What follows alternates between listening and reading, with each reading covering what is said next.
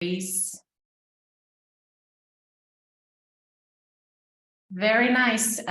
Let's get started with today's session, and I would like to welcome everyone to this fourth edition of joint certificate training program that we organized together between us 4 organizing agencies. And it's my pleasure to welcome you to this first session of this training program this year. This year we've had an amazing more than 5,000 interested participants registered to the program, and we've made space for 3,000 first ones in a first come first serve basis, and we hope that today's session will be filled with learners and participants from around the world. I'm Heini, Utunen, Unit Head of the Learning and Capacity Development in Health Emergencies Program of the World Health Organization. And I'm speaking now from Geneva, Switzerland, where we're based.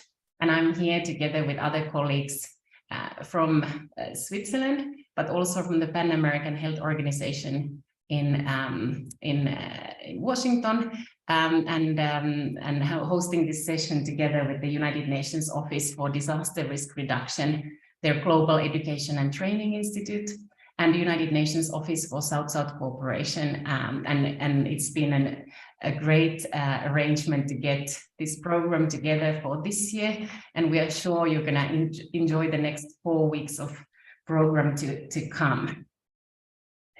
This session runs always on Wednesdays for the 3 first weeks, and the last week is going to be exceptionally on Tuesday, the same time. Always the time is the same, but just the last session is going to run on Tuesday instead of Wednesday. This training program this year is called, as you see in the slide here, Whole of Society Approach to Creating Healthy, Resilient and Sustainable Cities, Harnessing South-South Cooperation for a Post-COVID-19 Era. And this program is mainly provided in English with simultaneous interpretation in Arabic, Chinese, French, Portuguese, Russian, and Spanish. And for you to activate the interpretation, you should navigate to the lower end of your screen, and there is this globe picture for interpretation, and you will find your desired language among these UN official languages from the spot, from the globe icon in the Zoom where we are now.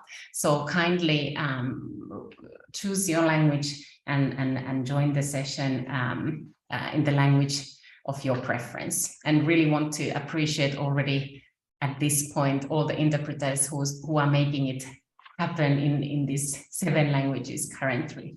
Really big thanks for your efforts for this multilinguistic session. The training consists of 4 sessions, and the first 3 sessions, as said, are on Wednesdays, and I'll provide a short overview of this training course, and I think we have a slide, Katrina, for the purpose. And in this, the objective, the overall objective of the training as a whole is to provide an introductory for urban leaders, planners, practitioners, and especially young officials and stakeholders to really increase the awareness and understanding of managing complex urban disaster risk and enhancing public health emergency response and preparedness, and the South-South and triangular cooperation. And we hope to provide some useful concepts and tools to strengthen this whole of society engagement in urban disaster risk management. And we hope that all of us will be better prepared to engage in making cities resilient for future crises, whether health or non-health related emergencies and uncertainties. We also hope to facilitate learning through the South-South and triangular cooperation towards the sustainable development, and really inspire and motivate all of us in this journey to play an active role in securing resilient and sustainable urban futures. So really welcoming you to this program. And after having attended this training program, we really hope we've achieved together a state where we can all describe the connections between systematic risk, disaster risk reduction, public health emergency response and preparedness, South-South and triangular cooperation, and the whole of society approach to public health and disaster risk management, and apply concepts and tools relevant to these topics, and provide examples and good practices related on aforementioned areas. And with this information, we hope you are better equipped on these topics yourself. After having joined this program, you will be able to generate a certificate of completion following some requirements met. You will need to participate at least into 3 out of 4 live sessions, like the session today. We are offering 4 sessions, and if you are willing to get the certificate, you have to attend 3 sessions in this live method. And we will collect automatically the attendance through the login in. When you log into the learning platform through which you apply to this course, your attendance is recorded in the same platform. So you should always access through the platform directly, and that's when your attendance is being registered. You should also complete the feedback that we sent to you. The survey will come at the end of the 4 sessions. This is a requirement for you to fill in because we want to learn from you also what you've learned, the utility of this course, and how it can inform the future cohorts of this training program. We are planning for the 5th one next year. And then you would need to pass the end of course exam with the score of 80% or higher as a completion. So these are the requirements to receive the certificate. We will talk about them in the sessions to come, but just for you to be mindful to attend 3 out of 4 sessions to generate your certificate. This training every day will last 100 minutes, meaning 1 hour, 40 minutes, just under 2 hours. And the same duration is there for each session. For the duration of the training, we've disenabled your videos and microphones, so you can actually post questions in the question and answer box, and we will provide the answers in writing or later today in the Q&A session. So let's keep the Q&A box here in the Zoom empty from other comments, only questions about the topics or session itself, ideally in the Q&A box, please. And it's nice to see you in the chat box here, greeting now from Rwanda and many other countries. Thank you for joining. And really encouraging you to ask the questions, so we will respond them here during the live session, or through the experts who are in the room or in the Q&A box itself. So we are handling the questions during the session itself. And I think this is the general information I wanted to share. Today's session, you see the excellent panel of speakers we have here today. And we're going to cover in this opening session some keynote presentations and speeches related to the whole of society approach to disaster risk reduction, the DRR, public health emergency preparedness, and South-Southern triangular cooperation from all the dedicated directors, chiefs, and unit heads who are here today and whom you see in the screen presented currently. And this is really collaborative effort for all of us, and nice to have this collaboration continued with other UN agencies. I would like to first welcome Director Dima Al-Khatib to address an opening speech, and I'll just mention a couple of background information of Dima, who's a director of the United Nations Office of South-South Cooperation, and she's a sustainable development professional and brings more than 25 years of leadership and management experience in several duty stations, such as Moldova, Kuwait, Libya, and she's been working also with United Nations Development Program in various functions, including in the headquarters in New York. And it's really lovely to have you join us today, and I would like to invite Director Dima Al-Khatib to address the opening speech of the training program. The floor is yours. Thank you very much, Heini. Do you hear me well? Yes. Excellent.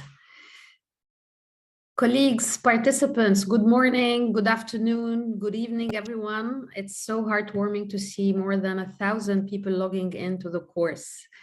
It is really a great pleasure for me to address you today and welcome you to the 4th annual certified training on whole of a society approach to creating healthy, resilient and sustainable cities, harnessing South-South cooperation for a post-COVID era.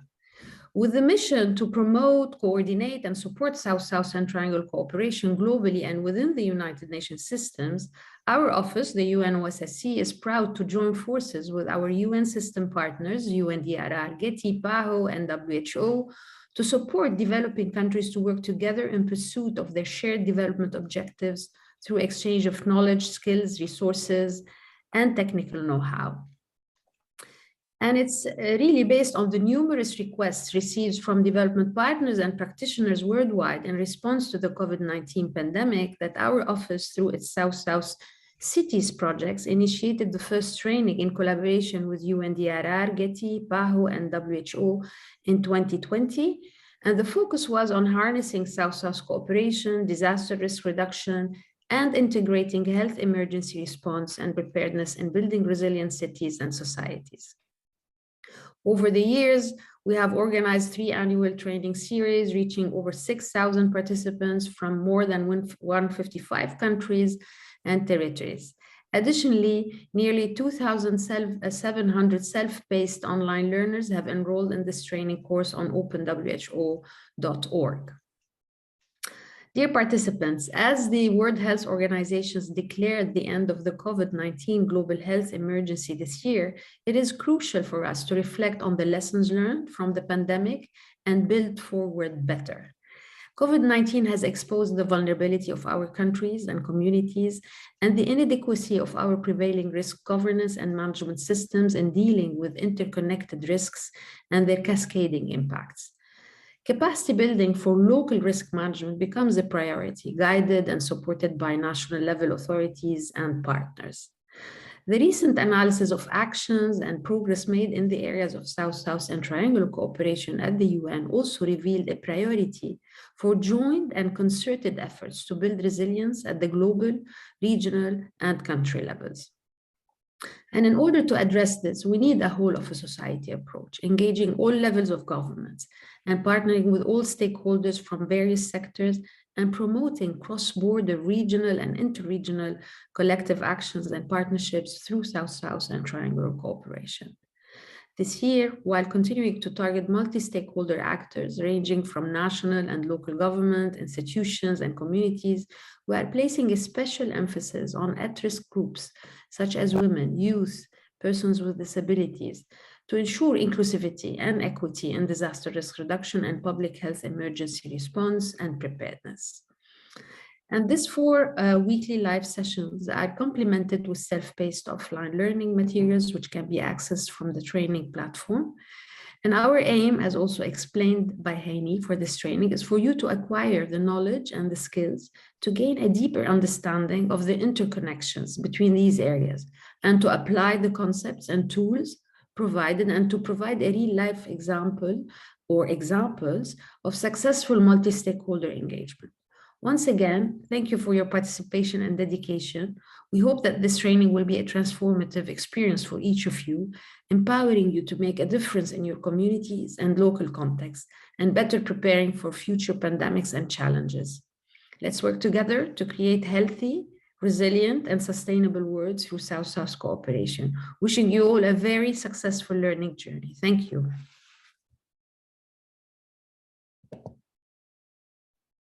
Thank you, Director Dima, Al-Khatib. This is really a pleasure to have your leadership here and your team join throughout the program. And we have a specific session later in the month on the topics mentioned by Director Dima. Now we'll move to an opening statement by Chief Loretta Hieber Girardet, who's in charge of the risk knowledge branch, covering risk information and analytics, climate change, disaster loss, and monitoring data and capacity building for UNDRR globally. Really lovely to have you with us. And Loretta has served in various management positions now in UNDRR, but also at the OCHA, covering the global cluster coordination mechanisms, worked also in the World Health Organization in emergency context, and has a vast experience, including a lot of publications in these topics. So it's really great to have your expertise here, and I'll hand the floor to you for your opening remark, Loretta.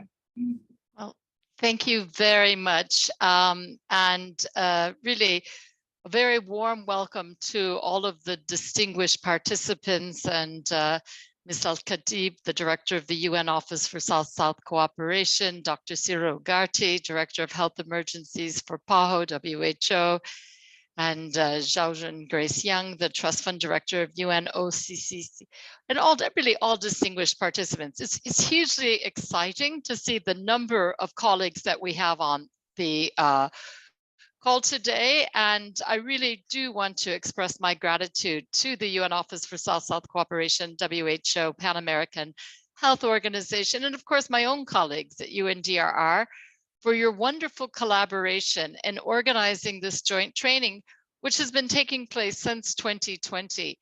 And over the years, this training program has reached thousands of participants from all over the world.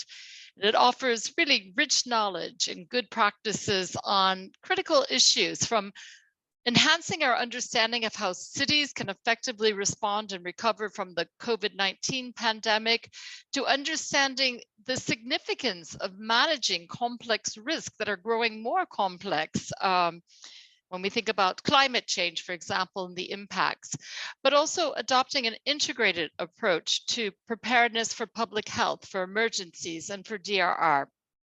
So this is the 4th year of this joint training, and it really is crucial to underscore the importance of the whole of society approach to urban disaster risk reduction and resilience.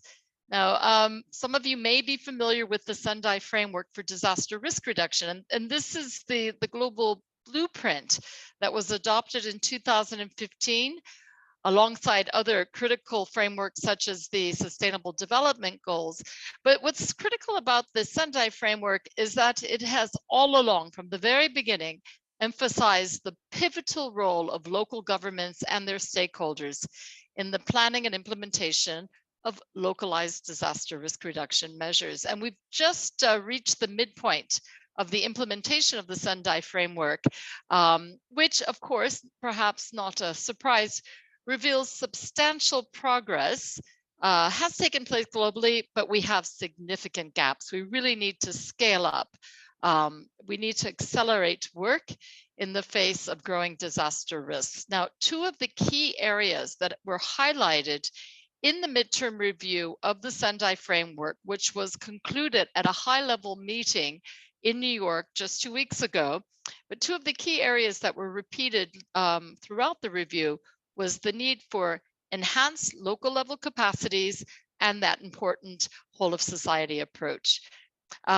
This means we need to engage with non-governmental sectors such as civil society, academia, the private sector, women, youth, senior citizens or older people, persons living with disability, really all segments of society.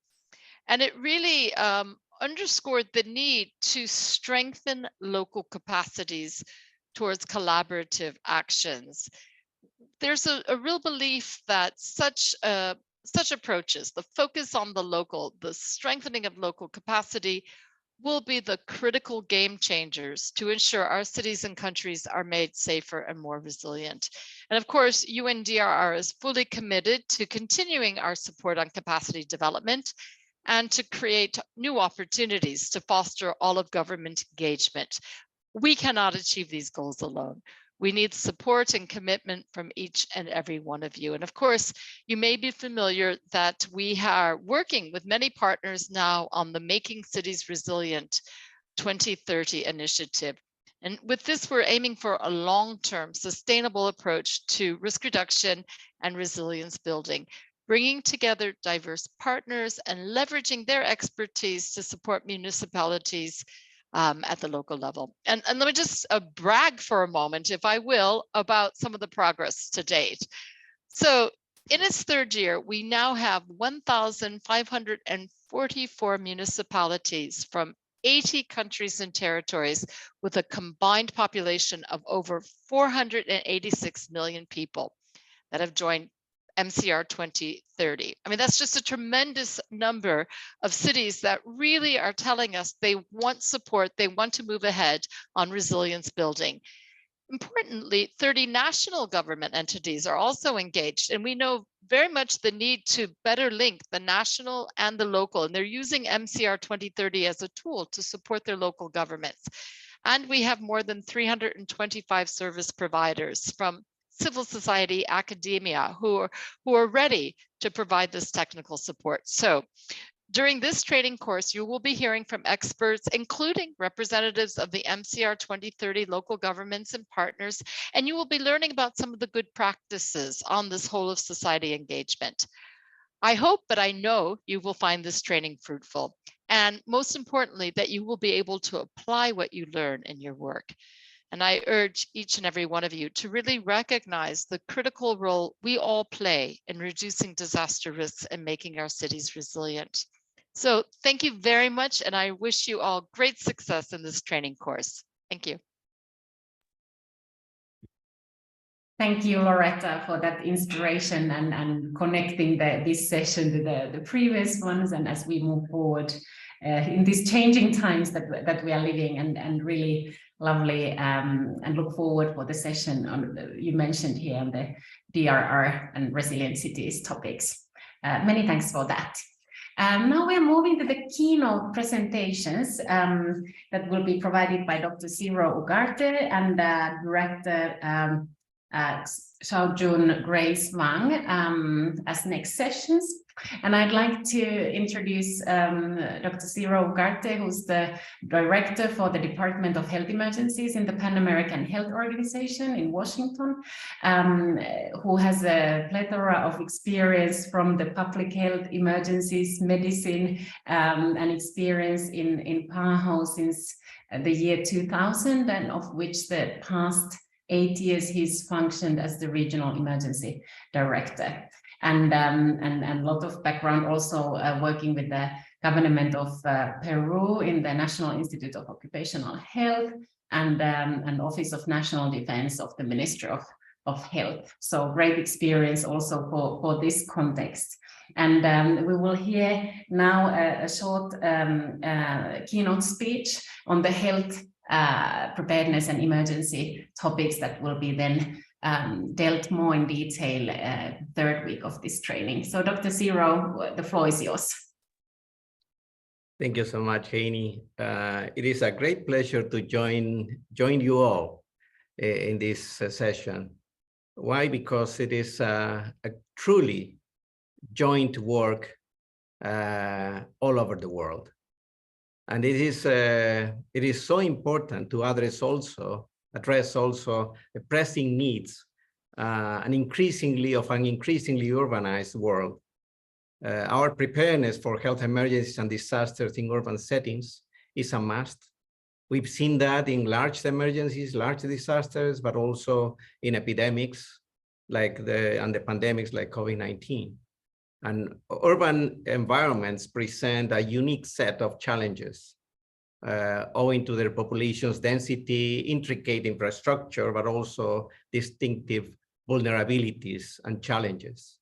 And the pandemic has unfortunately once again showed the down progress in healthcare and the limitation of health systems and health capacity, but also all the intersectoral coordination to respond to the biggest challenges, including the increased poverty and challenges of vulnerable groups inside those urban settings.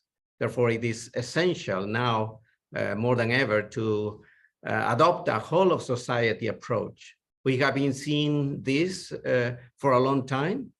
We've been discussing this even in the Sendai framework for action. And for the first time, health aspects, health issues were included in the Sendai framework, particularly the references to the IHR. I recall meeting with the national health emergencies, national emergency directors or entities, the multisectoral disaster coordinators at the countries. And when we discussed about, at that time, was immediately after the Ebola crisis. And when we discussed that health aspects must be at the core of the disaster risk reduction and also on the emergency response, it was kind of a new thing because pandemics and health emergencies belong to the health sector. It should be doctors, it should be epidemiologists, it should be nurses, it should be hospitals. Actually, as we've seen, the health emergencies and large pandemics began first as a social and economic and political crisis before even becoming a health emergency. And all the decisions that are taken around risks, particularly are related with urban settings. And in urban settings are concentrated also the power and the largest groups of persons that have a huge influence in the national decisions. And if we tackle that in a way that the health sector is one of the components, one of the partners, but not the one who is calling the decisions, but actually it is not true. Main decisions are coming from other sectors. And when we talk about health, you may heard me before, but health is not the product of the Ministry of Health or the health sector. It is actually the product of the environment, on the economy, on the development, on education, agriculture, and other sectors. And health, of course, when we are discussing on health issues in urban settings, when we see health from the perspective of the well-being of the communities, clearly we need to work together. So this approach, accomplishing, for example, sustainable development goals, is also another area that we must tackle, not only on the Sustainable Goal 3, but all others. So it is a collective responsibility, and we must ensure also that leave no one behind and remain at this moment our top priority in all of our endeavors. So large emergencies have underscored the imperative of solidarity also and collaboration between nations. But how can you ask the president or the prime minister or the head of state of one country prioritizing the health and well-being of the population of the neighboring country? You will not do that.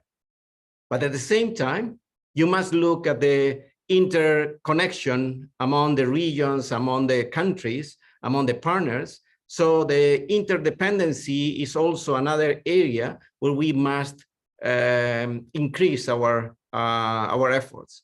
And that comes also in the cities. And it comes as a learning process. And these elements are pivotal and fortifying of our national health capacities, but also to increase the need of the urban settings to respond promptly to future emergencies, to detect on time, but also to begin the response as soon as possible in a cohesive way, so we can stop or reduce the timing of the increase of number of cases if it is an epidemic. And if it is a large emergency, of course, identifying immediately which are the main challenges. And through many tools that we have in hand, including the Safe Hospitals Initiative, the Resilient Hospitals Initiative, the Damage and Needs Assessment, and the Risk Assessment, and others, we may actually know now, before a disaster happens, before a pandemic happens, where will be the areas where we need to respond immediately. As we saw in several earthquakes, for example, in Latin America and the Caribbean or hurricanes, we know even before the earthquake is happening, which hospitals, which services, which areas will be heavily affected. And particularly those facilities are in urban settings. And we know which ones will need extra support, will need to surge their capacity. And in some cases, even if we do not have enough information, because there is no electricity, there is no communication, particularly after large earthquakes, we may know beforehand where to send the response teams, which services will continue operating, or which ones will need extra support. And that's part of the planning. That's part of the risk reduction. That's part of the focus on urban settings as well. And the South-South cooperation is a cornerstone of this process. In an efficacious response to this crisis, we saw the huge solidarity, but also interchanges of experiences among experts from all the countries in the South-South cooperation. We saw this exchange of experiences, but also sending supplies, sending equipment, learning from each other. And you may know that in PAHO, the regional response team is composed by 80% of national officers. So they work day-to-day in the Ministries of Health, National Institutes of Health, or National Disaster Risk Reduction Offices, and others. And they are part of the first responders in the region.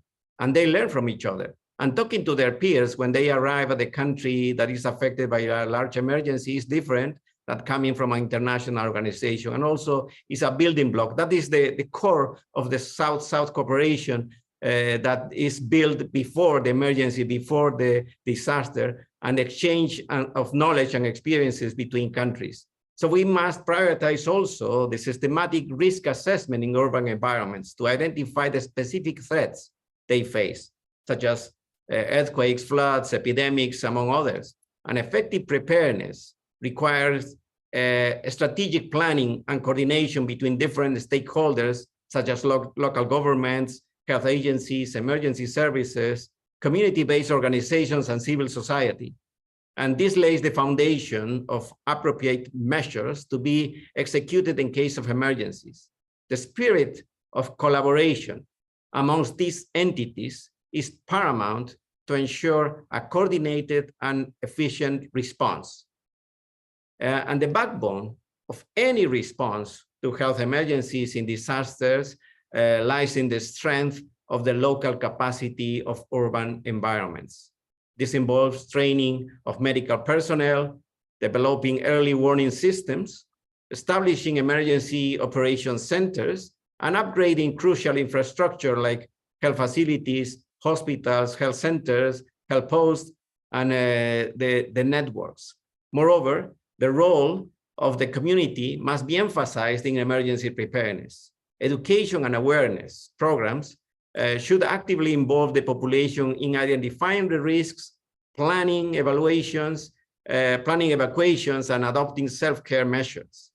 So in that regards, when we are looking at this collaboration between the countries in the South, it is a platform for the exchange of knowledge and best practices among countries facing similar challenges, but also some challenges that may not be that frequent, but are being developed in one country and not the others, and adapt to them, those experiences, to the local context. And more importantly, it also provides access to technical support and resources from countries with substantial experience in emergency management.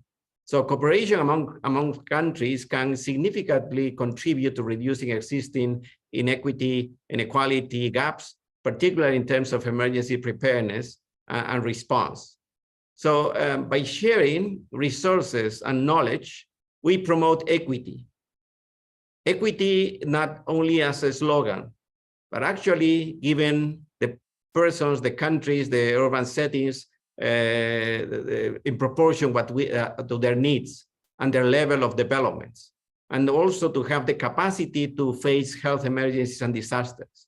Our director of PAHO, who took the helm of our 120 years old organization in the Americas, Dr. Jarvas Barbosa, he says wisely that the lesson we must draw from the pandemic is that any problem, no matter how small, no matter how large, must be addressed together and working across sectors, borders, languages, and communities.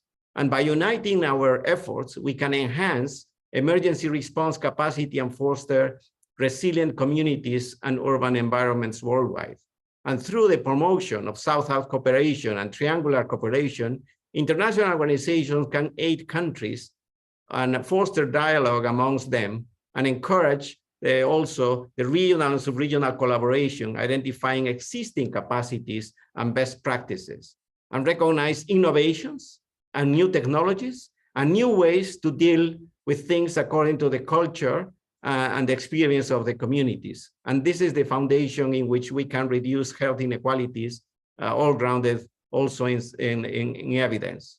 In conclusion, recognizing that fostering synergies between international organizations, as we are working together now and for several years already, we can also foster synergies with the international organizations and other partners and amplify resources to increase health impact post-COVID-19 and also in preparedness for health emergencies and disasters. I would like to highlight some points that I consider crucial. First is that when we see that the pandemic has impacted the health systems and services, we also saw the value of the social network. I'm not talking about the social media. Yes, social media are also extremely important. Why? Because most of the population in urban and rural settings are deciding if they are going to get vaccinated, if they are going to get tested, if they are going to a hospital, or they are receiving such a treatment or not, according to what is shared with them by their communities and through the social media. And the governments and the national authorities are not heavily involved in those areas. So we are missing a great opportunity to also become part of the dialogue and not necessarily the culprits of the decision-making processes and the impact of the emergencies and pandemics. And the other one is the social cohesion, social coalition, the groups that are built in the communities. We saw that in urban areas, the most important factor for survivals, for early treatment, for early diagnostic, for early response was the social cohesion. The groups, the teams, the coalition inside the urban settings has been proved several times, and there is enough evidence that that part of the work that must be done in urban settings. I spent my first years of life in rural remote communities in the highlands of Peru, where my mother was the only teacher in the only school in a vast territory.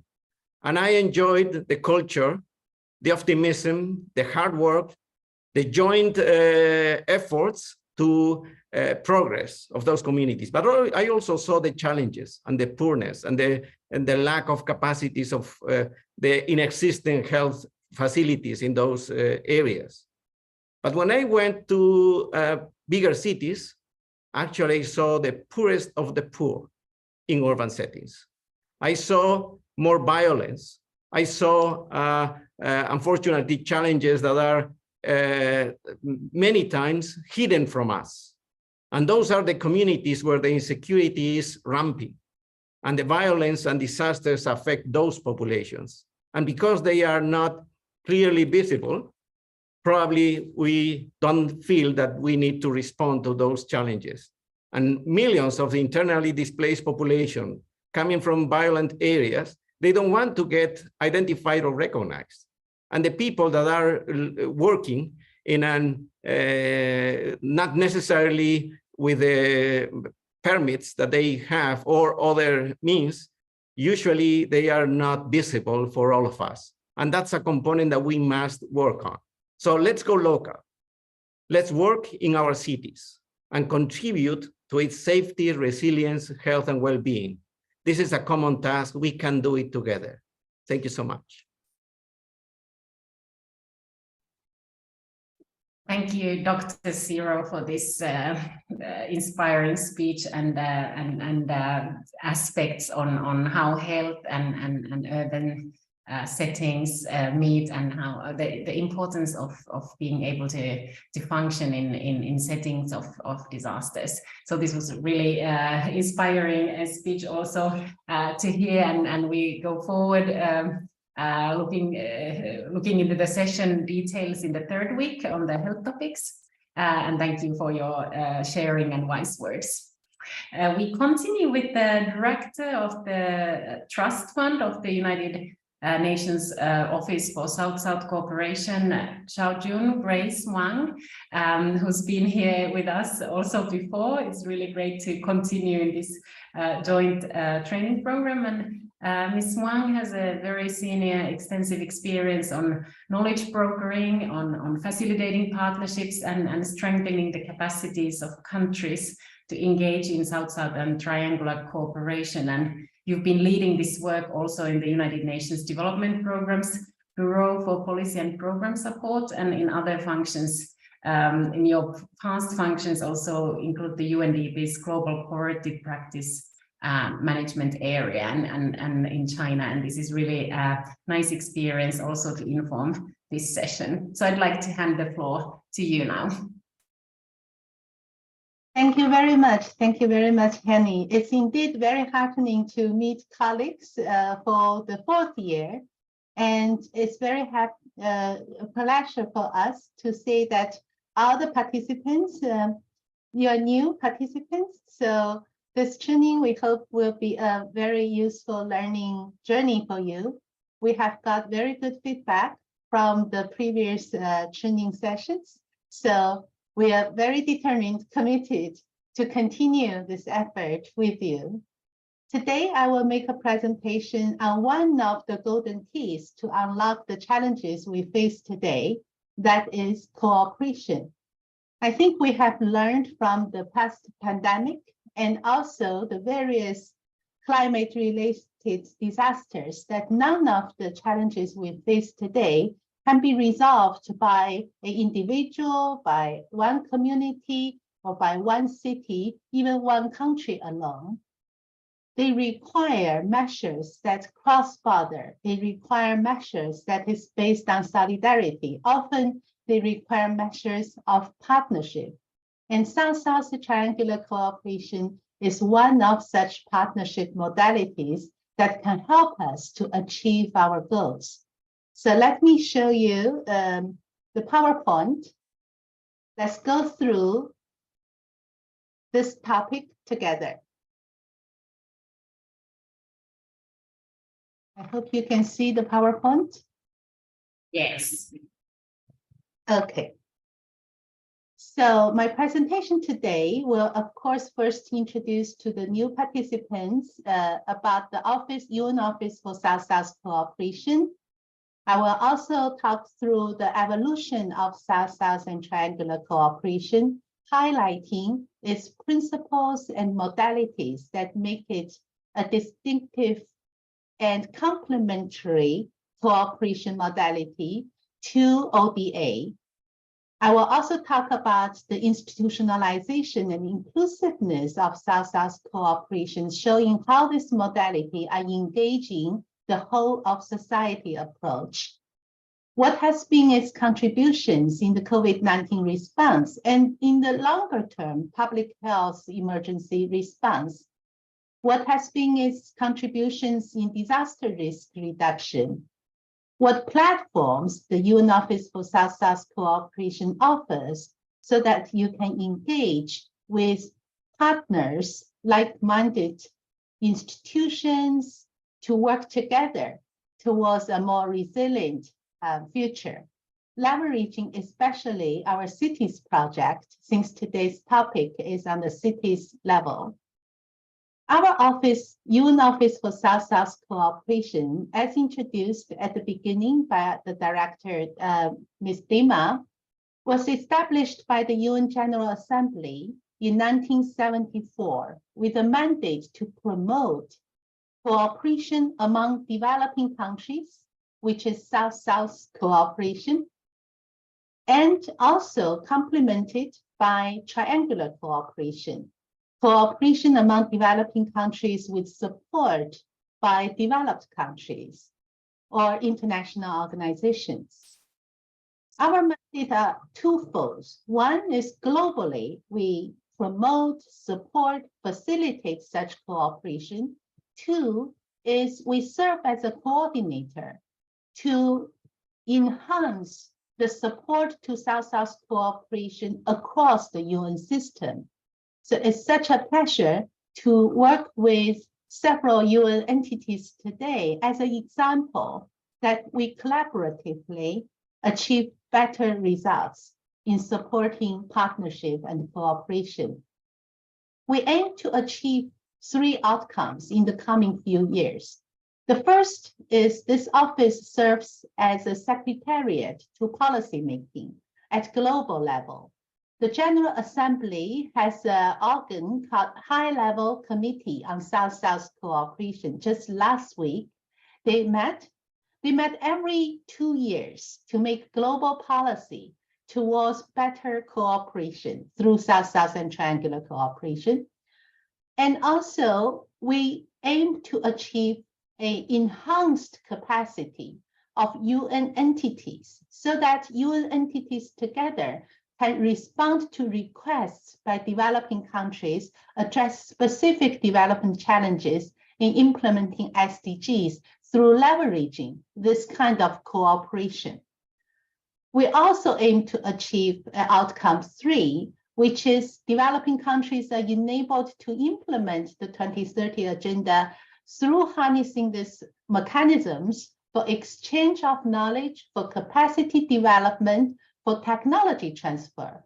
For that, we also offer a host of trust funds and global programs to demonstrate how this modality can be used at country level to benefit people's life. This cooperation, if you ask me, it is not a new one. Maybe in the recent years, it has gained more and more momentum because of the rise of economic capacity of the global South countries. However, we can date this modality as a good tradition of countries in the world back to over 70 years ago.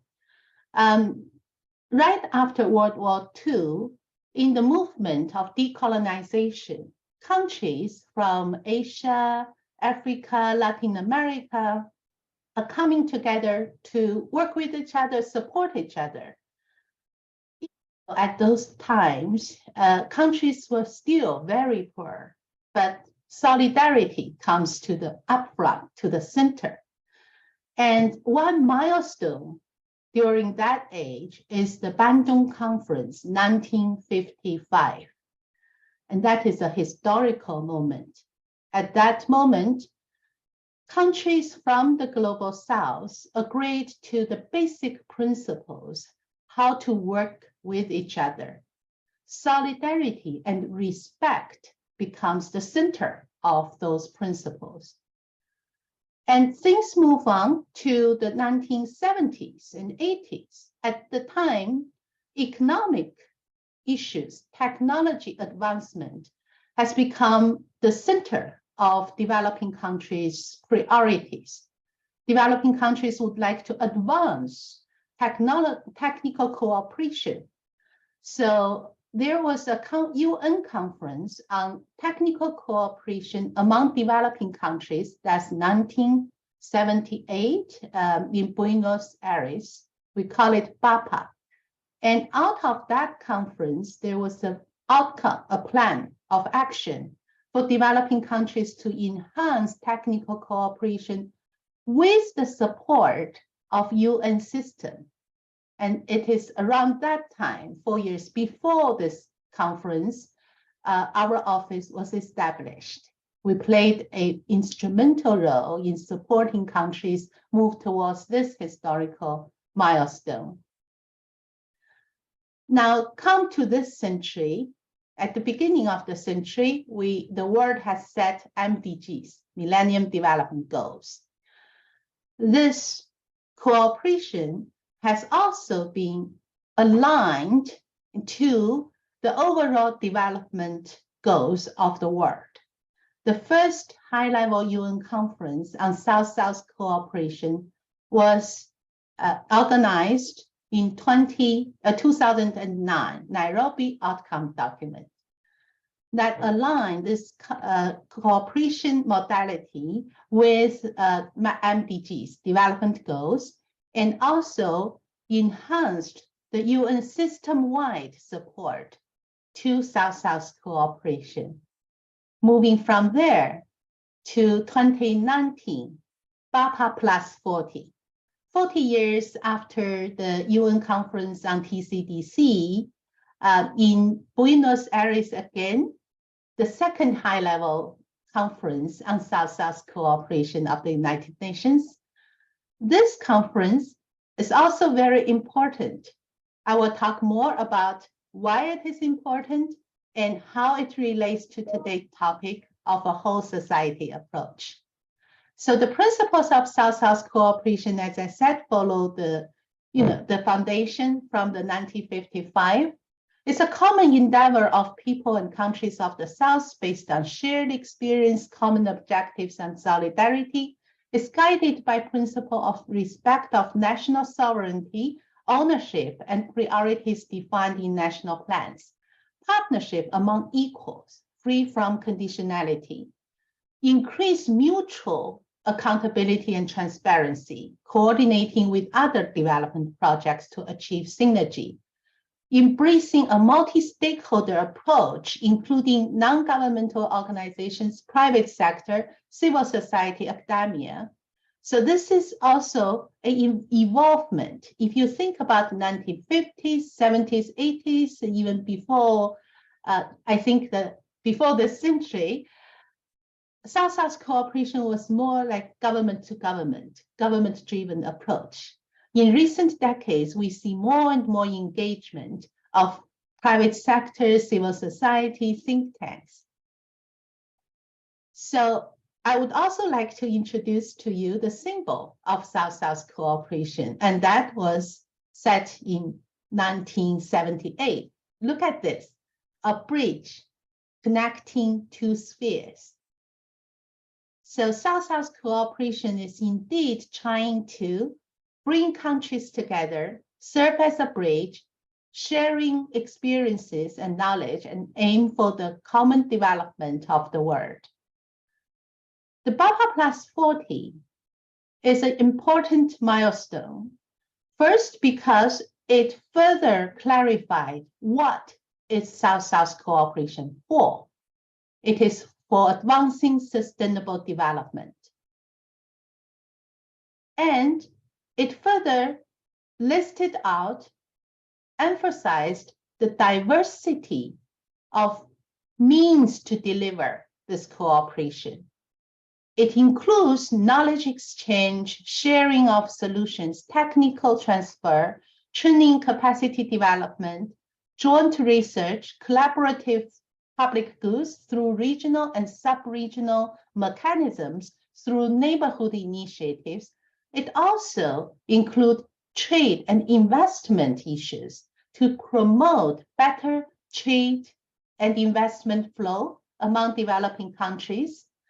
It has grants, but it also includes other means, concessional loans and infrastructure development, investment, industrialization, cooperation. BAPA Plus 40 also highlighted who are involved in South-South and triangular cooperation, emphasized the importance of civil society organizations, private sector, all different actors, whole society approach. It is important to note during BAPA Plus 40, triangular cooperation as a concept has been emphasized. People and countries are calling for developed countries to also engage and support South-South cooperation. South-South cooperation has been evolving. We see a strong trend of institutionalization. Countries are setting up mechanisms or agencies to support South-South cooperation, offering tools such as reference menus, performance indicators, monitoring reporting mechanisms, and emphasizing this partnership is no longer donor-recipient model, but more a horizontal partnership model to deliver results. Contributions of South-South cooperation during the recent COVID-19 pandemic has proven this modality can rise up to such kind of severe test. COVID-19, during this time, South-South cooperation has offered support through providing health equipment and medical supplies to other developing countries, access to vaccine, pooled and designed emergency fund by Southern-like financial institutions, regional, sub-regional mobilization of funds and experts. Here, I would like to emphasize that South-South cooperation went beyond just knowledge sharing and supported regional and sub-regional mechanisms that helps countries to better address crisis and pandemic at such a scale. One example is African Union and World Bank work together to promote African vaccination acquisition task team and leveraging Africa Export-Import Bank to make sure that we can improve the access to vaccination for African countries. WHO supported COVID-19 RNA technology transfer hub in South Africa, again, aiming to scale up production and access of vaccination to the whole continent. So this kind of mechanism is institutionalization and leveraging regional, sub-regional mechanisms. That is a whole society approach because it involves regional organizations, governments, and researchers and private sector all together to come up with a solution that benefits more countries and more people. South-South cooperation also contributes to beyond pandemic long-term resilience by improving health infrastructure, more access to reproductive health, maternal care, social protection, capacity building, training, common response framework. So let me quickly move to some examples. The UN Office South-South Cooperation Cities Project mobilized cities from China to contribute to cities in other countries, city-to-city cooperation. And that resulted into mobilizing 3.45 million masks, 20,000 protective suits, over $3 million worth of PPEs during the early stages of the pandemic. And that was crucial to help communities in other countries. India UN Development Partnership Fund has quickly reprogrammed over 10 million to many countries to support the provision of equipment needed at the time. One example is in Antigua Barbuda, it's 1 million for 5 medical ventilators and the training, and that was very useful support, very rapid. India, Brazil, South Africa, the 3 countries come together to set up IPSA fund, and our office managed that fund. And that fund also leveraged its project of e-learning in Vietnam to transform it into e-learning on COVID-19 management. Other examples are more longer term, not immediate response. Examples including building a hospital, refurbish health centers, capacity development. And I would like to emphasize here one initiative, which is tested well, and we aim to scale it up and welcome partners to join force. That is Empower Fellowship Program. We work with International Center for ICGEB, for geoengineering biotechnology, to provide young women scientists from developing countries opportunity to advance their scientific research in infectious disease and non-communicable diseases. So 5 fellowship has been granted, and they have had a wonderful learning experience. We aim to have these 5 as role models for young women to advance STEM science research, for them to inspire more collaboration. I know Heini is showing her face, meaning my time is up. So the quick example of contribution in disaster risk management, you can see this program itself is a very good example. Also, South-South cooperation is in action in terms of post-disaster response and reconstruction recovery. So at the end, platforms that you can leverage to find your partners and work more in the thematic areas you are interested in.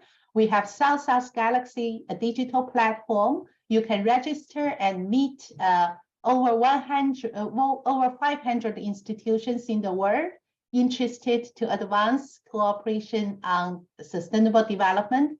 In the cities cluster, we have already 1, 2, 3, 4, 5, 6, 7 clusters of thematic issues, and you can join. So thank you very much, and I hope you have a very exciting learning journey. Thank you. Many thanks, Director Grace, for this excellent foundation and overview from the past to the present and the contextualizing of the South-South cooperation and the triangular cooperation. This was very interesting session, and we continue on the same topics in the sessions later in the month.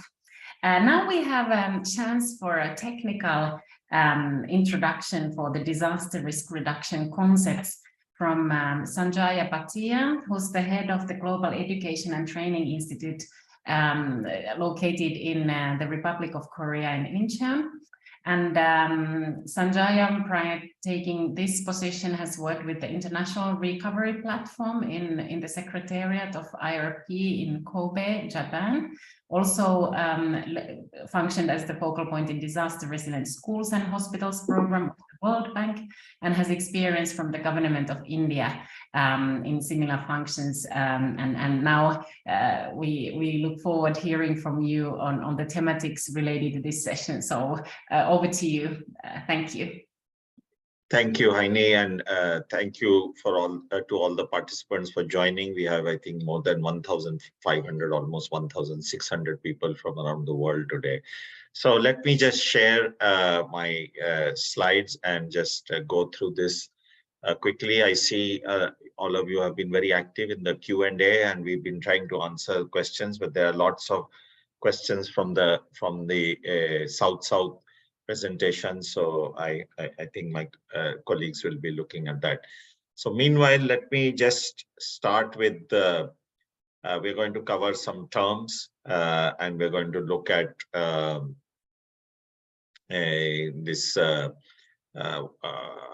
look at the terms, look at the how complex emergencies are emerging, and how the whole of society approach can help to deal with that. And then looking at quickly at the Making Cities Resilient 2030, MCR 2030, which Laurie mentioned, and some of you have asked in the Q&A also. So first, let's all be on the same page as far as disasters and hazards are concerned. Now, mind you, what we are talking about is proactive action, preventive action, anticipatory action. We are not talking about emergency response. So we are talking about things you can do before a disaster happens so that the impact is reduced. So like in this picture, what you see is a rock on a mountain. Now that's a hazard. Like you are sitting in a room, there is a possibility of a short circuit and a fire. So that's what we call the hazard.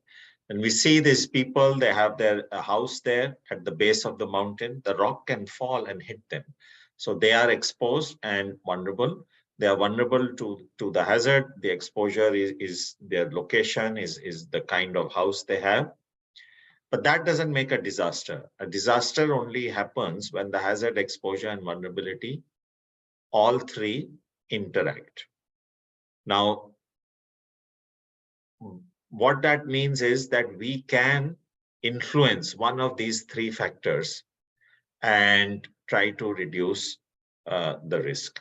And what we do is usually by taking steps for mitigation or prevention. So in this case, you see they have used a retaining wall to protect the house against a landslide. In the room where you are sitting, there is a fire alarm, there are water sprinkler system or something like that. So again, there's a fire extinguisher nearby. So all of these measures are to reduce disaster risk. These are all mitigation measures. When you drive a car, you put a seat belt. So this is again a mitigation measure. So it is all around us. We see disaster risk reduction all around us all the time, only we don't think about it. So that's why sometimes we say disaster risk reduction is basically common sense. It all depends on the choices we make. So if we build a critical infrastructure, let's say we build a electricity substation on the side of a river in the floodplain, and then sometime there is a flood and that electricity substation is flooded and we lose power. So it's our fault. We took that decision without doing any risk analysis. We made the substation in a place where there is possibility of flooding. We can, so what we say is, do the risk assessment. And it doesn't have to be some very big, complicated, multi-million-dollar risk assessment. No, there are many tools available and freely available, which you can use for risk assessment of buildings, of roads, of hospitals, schools, and so on. These are freely available. A lot of the tools are available with WHO and PAHO, especially for hospitals. And those, there's a thing called the Hospital Safety Index, for example. But there are other tools also available in the MCR website, mcr2030.undrr.org, or in various other places. You just Google search, you will find there is no shortage of tools. So what is happening with time? Development is being pushed back. So one of the interesting factors here, and this is from the World Economic Forum, where the CEOs of top 500 companies around the world meet every year, along with the governments. So on the x-axis, you see the likelihood of a disaster and the likelihood of the hazards. And on the y-axis, you see the impact. And if you see the top right square, where the green dots are. So extreme weather, climate, biodiversity, disasters, human-made disasters, water crisis, all of these, they are rated very high by these CEOs. So they feel that these kind of hazards have a very high likelihood and also a very high impact. So again,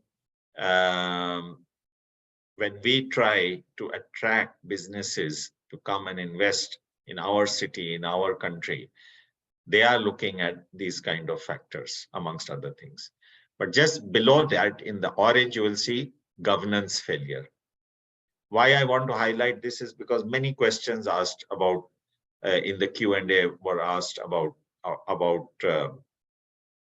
why cities are not prioritizing or governments are not prioritizing. So this is a governance issue. DRR, risk reduction, is a governance issue. It's if you keep investing in the same infrastructure year after year and see it washed away, there are issues of governance, there are issues of corruption, all of these issues are there. And that's why even the private sector has rated failure of governance as very high. Now, the future is going to be uncertain. We know there is climate change, and with climate change, there is unpredictability of rainfall, of dry periods, of wind speeds, and so many other things. So the future is definitely going to bring us some surprises. And that's why the situation, the scenario is becoming more and more complex. At the same time, more and more people are moving to the urban regions. So urbanization is increasing, and it is to some extent unchecked because the cities are not able to provide the services. There is a scarcity of resources, there's scarcity of land, of food, poverty, and lack of inclusion. Some of these factors are increasing, and we've seen especially an increase after COVID. So all these are risk drivers, drivers of risk, and they are interacting with each other and making the scenario even more complex. With COVID, we have estimates, the World Bank says about 150 million people may have moved into poverty just because of COVID. And many of these new poor are living in cities. So it is an opportunity to fix things, but it's also a challenge. And it is an opportunity to create awareness and change behavior, because from COVID, everyone has learned that firstly, resilience is a long-term phenomena.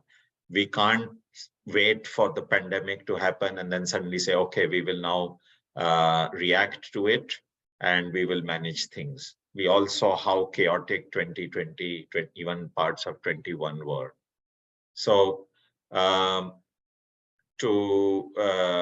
invest in resilience, we have to do it now, not wait for a disaster to happen. It can take days, months, weeks, and some things can take decades, as you can see from this slide. And all these slides will be shared with you, so don't worry.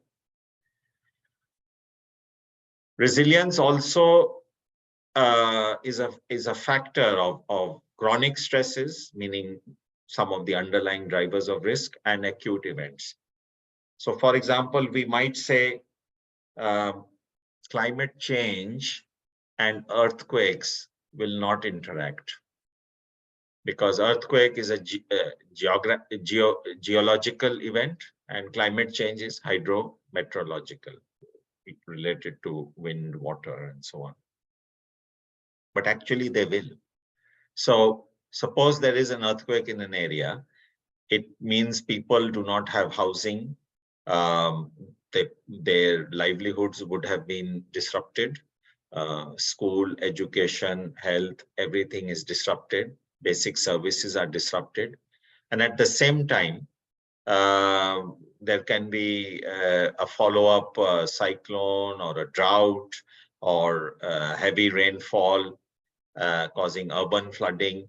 So those people are already vulnerable and marginalized, and then they are impacted by another disaster. And we saw this during COVID.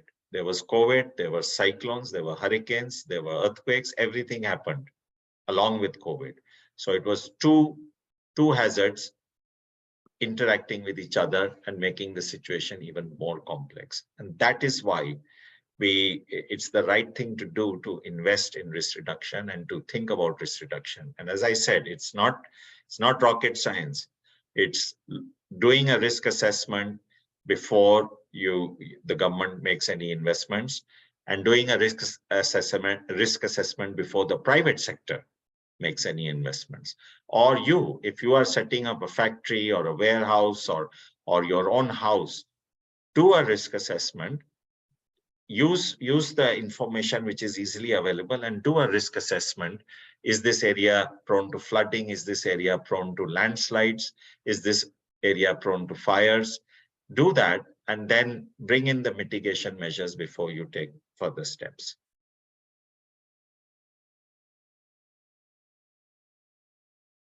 And most important, the system of systems, because everything is interrelated. So it may be public transportation, ecosystem, healthcare, food, energy, all of these are interrelated. We saw during COVID how something that started in the health sector went on to impact the price of oil. It went on to disrupt global supply chains. It went on to disrupt the aviation industry. So something that happened in the health sector can impact everything else. Similarly, something that happens by a flood or a fire or a drought, it will impact all other sectors. So we cannot say that any sector is immune, nor can we say that any sector, that different sectors do not have a role to play in risk reduction. Everyone should do risk analysis, risk assessment, find out what risks they face and what measures they can take. Measures can vary. There can be simple measures, there can be low-cost measures, and there will be high-cost measures also. So you can first prioritize the low-cost measures, do them first, and then later, when you're able to have a proper plan, and we'll talk about this planning and accessing finance in the next session. But once you have a plan, you have a project, then you can go to funders, to your budget office to get the money and then do the higher cost works also. So Sendai framework was agreed to in 2015 and goes on till 2030. And basically it reads like a checklist on what you should do to reduce disaster risks. So all of those, you are asking questions. Have a look at the Sendai framework. It is available in 6 languages. It is freely downloadable, and it has different roles for governments, national governments, for local governments, for the role of universities and academia, for the role of youth, for the role of scientists. So everybody the Sendai framework has something for everyone. And also it doesn't sit in isolation. It works closely and is linked very closely with the Agenda 2030, which is the Sustainable Development Goals, the New Urban Agenda, the Paris Agreement, and the Paris Agreement. So all of these are interrelated. They don't sit in isolation. So when we talk about resilience, we mean trying to make sustainable development disaster-proof. When we say disaster-proof, we mean both natural hazards and climate-induced hazards and anthropogenic hazards, any others, technological hazards and all of these. So that's what all these agreements are trying to achieve. But they can only give guidance. So all these agreements they give guidance to the governments on what they should do. How and what a country will do depends on the country. So it depends on the citizens of the country, it depends on their public representatives, and it depends on their government. So that's the dialogue that the people need to have with each other so that they can have good outcomes.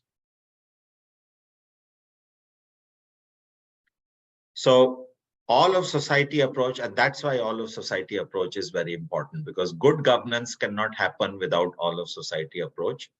And risk, as we saw, that all sectors are interrelated, they are all connected. And if there's risk in one area, it will impact the other areas. So all of these are interrelated. And that's why the all of society approach is required. And all the tools that we will talk about and the ones that I mentioned also earlier, they all try to make sure that no one is left behind. So they have space for marginalized groups, vulnerable groups, senior citizens, youth, children, women, and so on. So that is the endeavor, that is the best practice.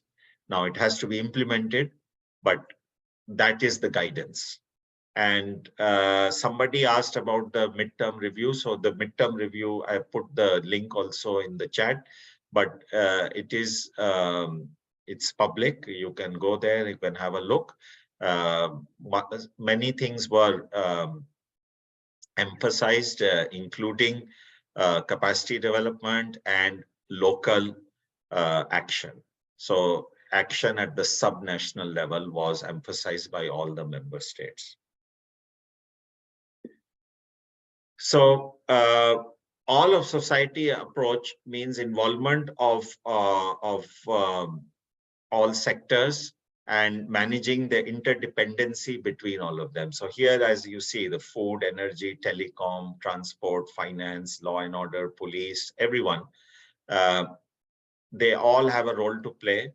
And then as we look at the bigger picture, so not only the government, but also the private sector, because the private sector can create risk by investing in projects which are in hazardous areas.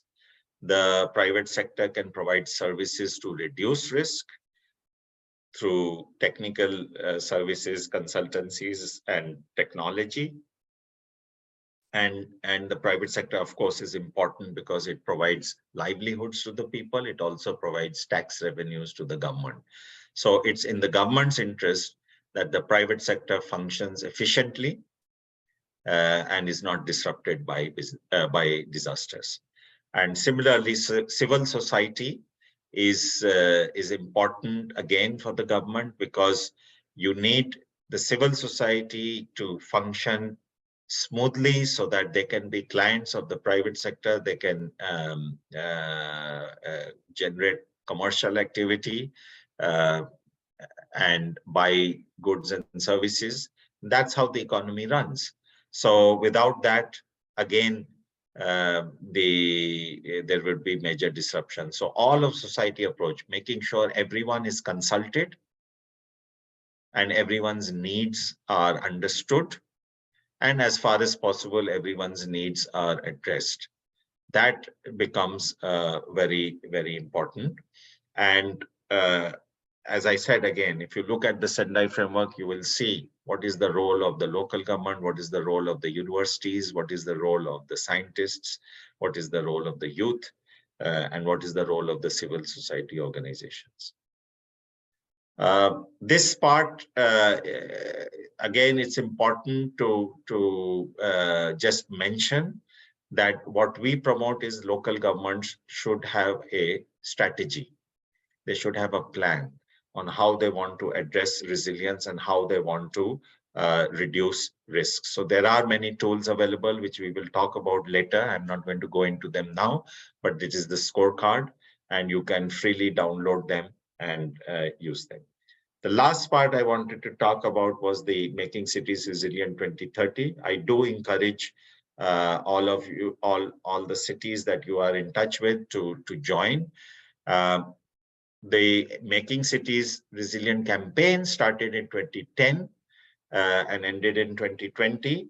And based on the lessons learned from the Making Cities Resilient campaign, we have developed this new global initiative, which will run till 2030.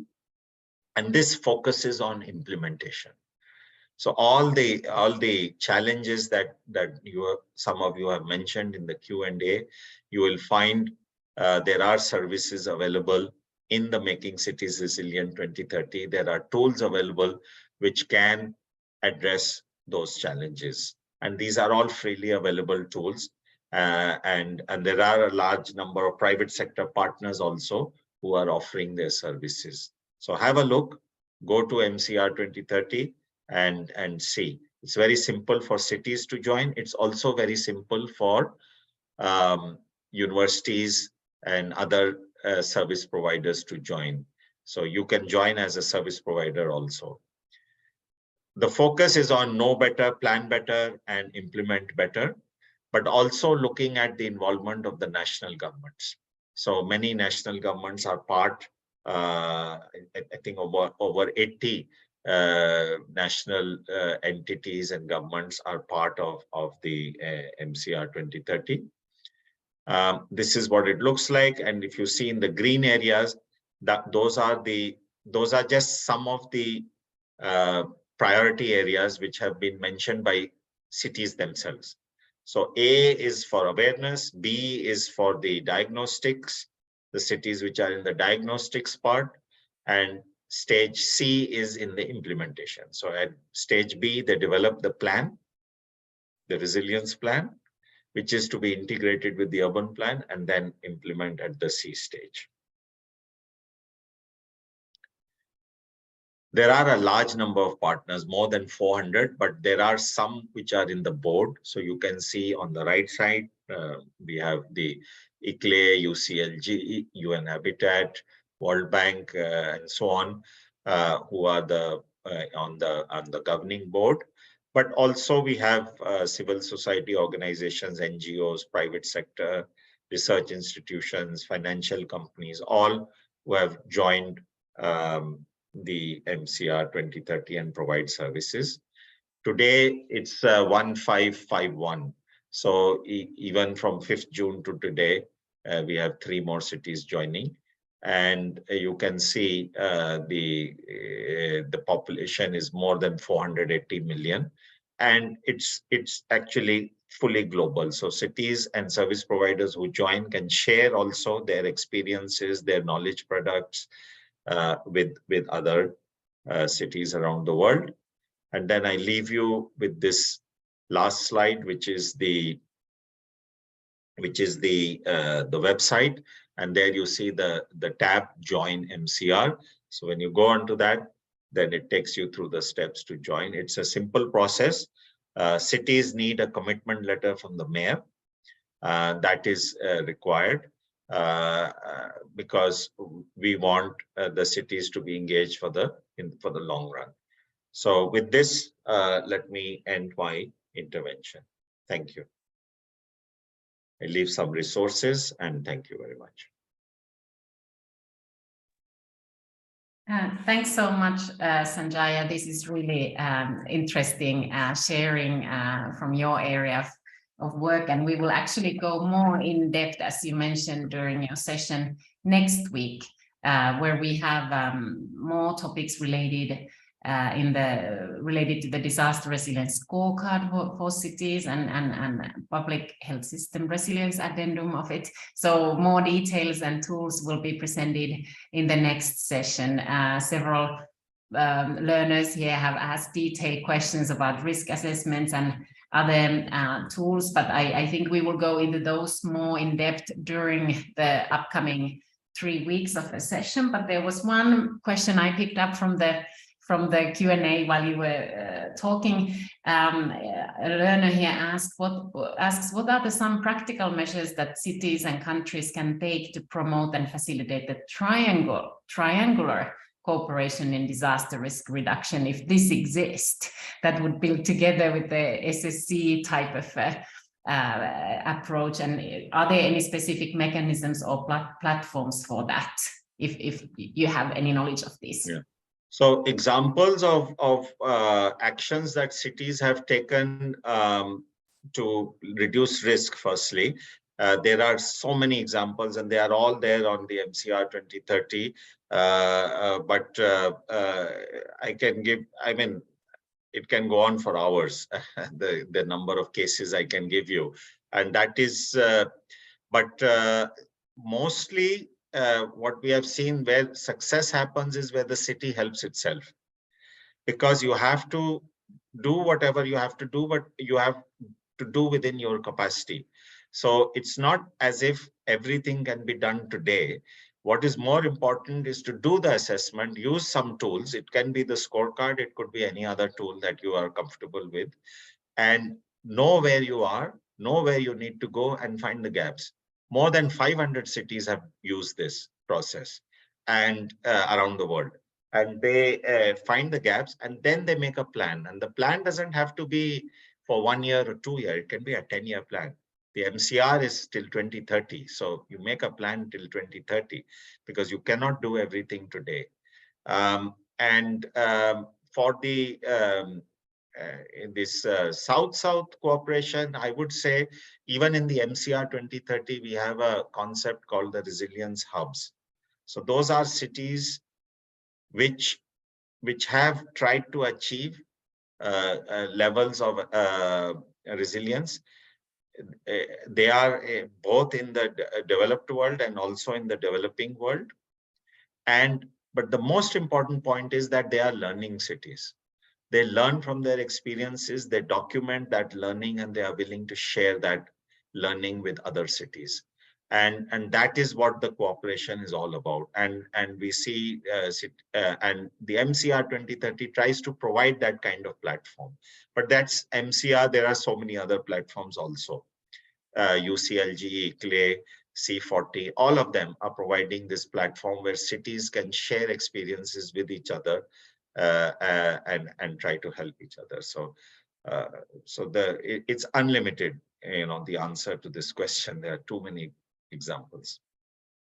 Very nice, and this is a good reason to go to the Resilient Cities MRC site, as you invited already during your session. And as said, the next week's session is really providing these practical tools to support cities in enhancing the integration to the public health systems as well. So this is really for next week, and we've had actually really active Q&A box in which all the experts here in the room have already been providing a lot of answers. There are a lot of questions related to the risk assessment tools. These will be presented during the upcoming session, so we will not go into all of the questions.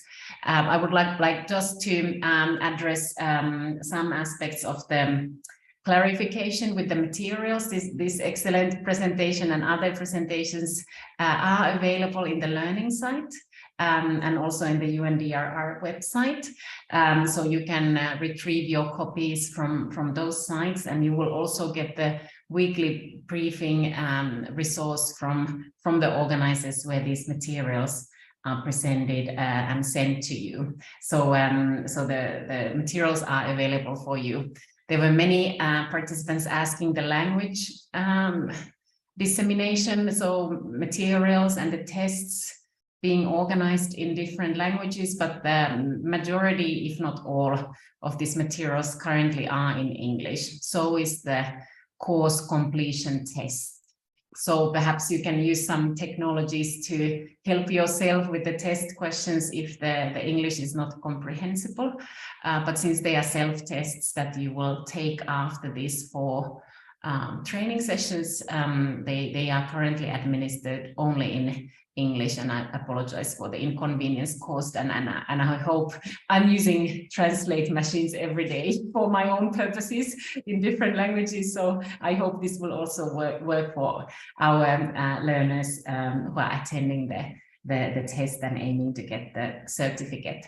The certificate is only been sent at the end of the very training program. So after you have completed all of the sessions, or 3 out of 4 sessions have responded to the survey, to the feedback survey that comes after the last session, and have passed the end of course exam. So then the certificate is available in your learning space. That is now open for a couple of months, for June, July, after which we will be transitioning these materials to the learning platform openwho.org, where the resources are available then for the longer duration and more open use also, and more open sharing for the future. So that's going to happen in the future, but we'll get back to those details in the last session. But just for your information, all the materials are available in multiple locations for you to access.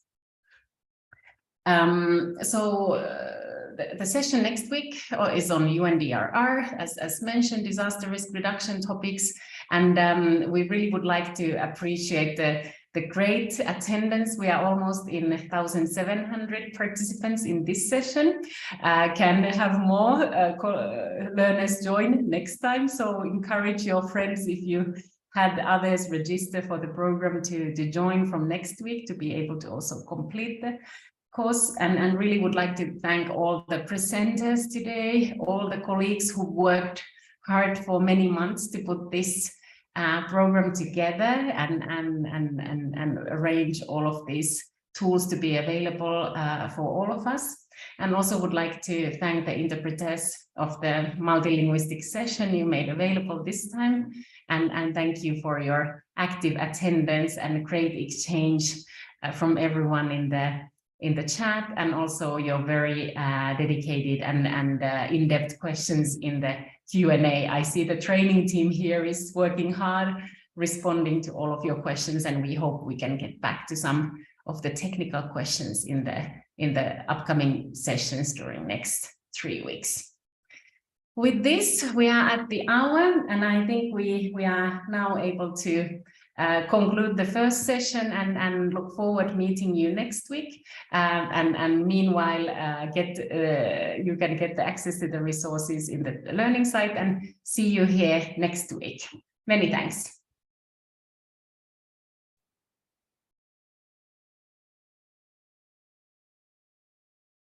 Thanks. Thank you, directors and colleagues.